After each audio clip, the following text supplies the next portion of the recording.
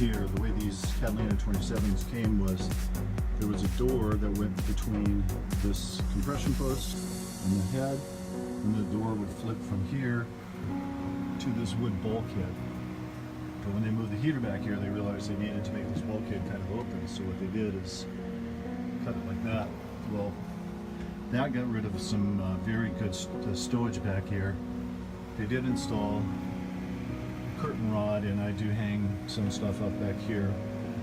But I don't have any drawer space per se. We've got all kinds of cabinets and lockers and stuff, but you have to remove something to get to them. So what I did is I bought this sort of IKEA dresser. It's 17 3/4 inches wide, the foot deep, and the drawers are 9 inches tall. And I installed it here by using these really beefy self-tapping screws. There's one there, 2 on the back side to snug this up against the little paneling on the galley shelf here. And then to keep the vibration down, I've installed shelf liner material, that rubberized shelf liner material, up underneath the legs, and then I cut the legs off. They were about 1.5 inches tall, and I wanted this thing to sit down as low as possible so that the countertop spaces were a little more evenly distributed. This thing is really beefy. I mean, it's not going to fall off or go anywhere. So this gives me 3 drawers of stowage right here, and I'll show you what that looks like in just a moment. And this is what it looks like fully assembled. As you can tell, it is almost the same height as the shelf on the galley. I have a big galley. I have the space over here, full cutting board. This is a full stainless steel sink. But that's an additional, I don't know, square foot or so to the galley surface. And I'm using this light to light things up here. I like the fabric. Not really keen on the handles. They're fabric as well, but that's fine. They do lay flat. In here I have plenty of stowage for things like socks and underwear. I was going to show you these -33 wool socks. These are knee-high sock, and they're just fabulous. If you ever get a chance to buy -33 products, they come way up over the calf and right up underneath my knee, and I'm a pretty tall fellow. In this drawer there is, believe it or not, 2 pair of sweatpants, 2 long sleeve tees, 2 short sleeve tees, a dress shirt, and dress pants that I wore to work on Friday. So the thing that this does is, usually when I go somewhere, I have to pack my clothing down here and then pack it home. This way I can leave clothing that's endemic to the boating here on the boat. Don't have to pack it down. That saves me a lot of hassle. Down below here I have my full-on gill OS2 offshore jacket and a pair of waterproof salopettes. Salopettes are like a high bib waterproof pants that come up to just up underneath the armpits. Those are really cool gear. All total in wet weather gear here I have about $600. What I had to do before for the wet weather gear was stow it up forward in the V-berth behind that netting that you see. So to come down to get your wet gear, you had to, because I'm tall, I have to duck in here, and then go all the way forward, get in there, pop the netting, pull it out, and don the wet weather gear.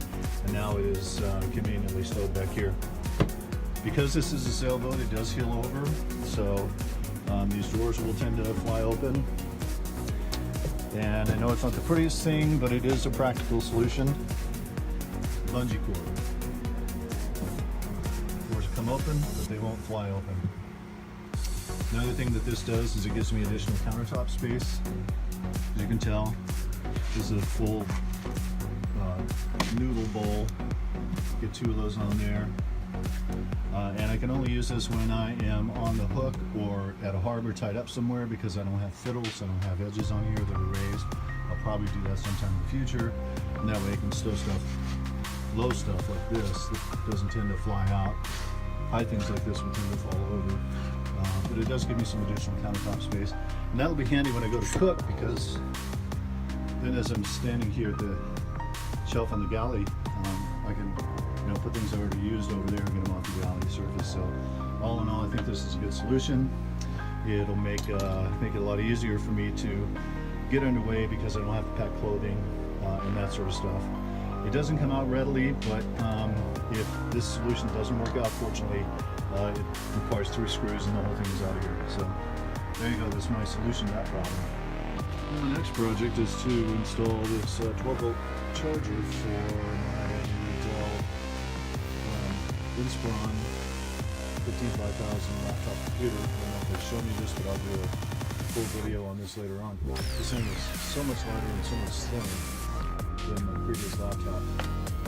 Because I have a mount back here, RAM mount, that I can use, but this thing folds out into a tablet or into kickstand mode where the screen is up here and the keyboard is back here. So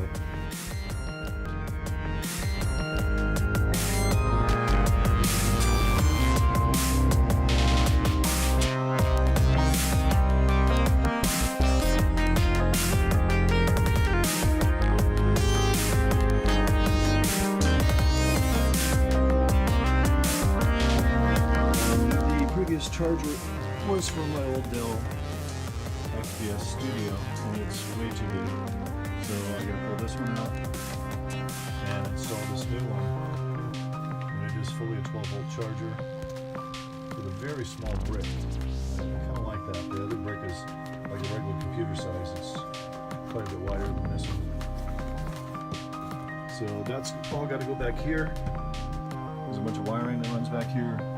There's the old charger plug, and there's a cigarette plug back up underneath this wiring here.